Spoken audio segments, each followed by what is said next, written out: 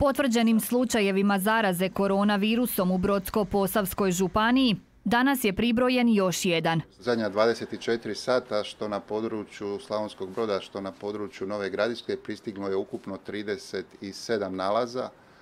Ima jedna osoba koja je pozitivna. Riječ je o bliskom obiteljskom kontaktu već nama otprije poznate pozitivne osobe. Ono što treba kazati da je riječ o osobi srednje životne dobi koja je dobrog zdravstvenog stanja. Pa epidemiološka situacija od jutros izgleda ovako. Od početka epidemije u županiji je potvrđeno 11 slučajeva zaraze, od čega je jedna osoba preminula. Kada je riječ o samoizolaciji bliskih kontakata, negdje oko 100-tinjak osoba je u takvoj vrsti samoizolacije, negdje oko 40-ak je zdravstvenih radnika u samoizolaciji, a mislim da će vas zanimati i brojke o ukupnom testiranju. Kada je o tome riječ, na području naše županije negdje je oko 380 testova do sada bilo i kao što vam je već poznato 11 osoba je pozitivno.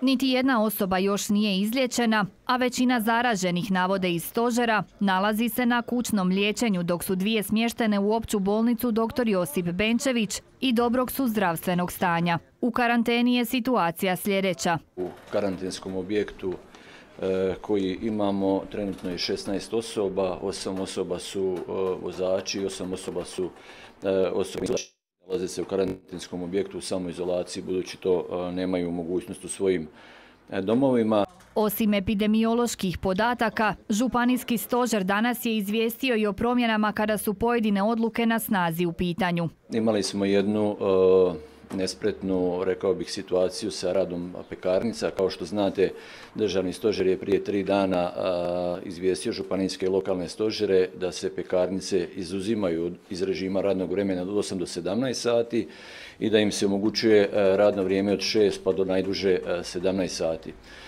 Jučer, evo, tijekom i ove naše presice održavala se ova audiokonferencija državnog i svih lokalnih i županijskih stožera.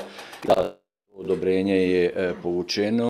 Pa će pekarnice i u našoj županiji, navodi Bošnjaković, i dalje nastaviti raditi od 8 do 17 sati. Uvode se izuzeci i kada su u pitanju e-propusnice, koje će od ponedjeljka biti nužne za napuštanje mjesta prebivališta. Svi oni koji su medicinsko osoblje, a posjeduju naravno liječničke i članske iskaznice Hrvatske liječničke komore, Hrvatske komore medicinskih sestara, Hrvatske ljekarničke komore i Hrvatske komore dentalne medicine.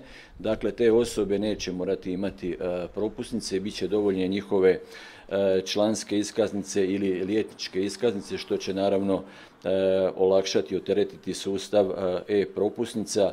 S obzirom da nas za vikend ponovno očekuje toplije vrijeme, iz županijskog stožera još su jednom apelirali na poštivanje svih mjera na snazi bez izuzetaka, poglavito one o zabrani okupljanja.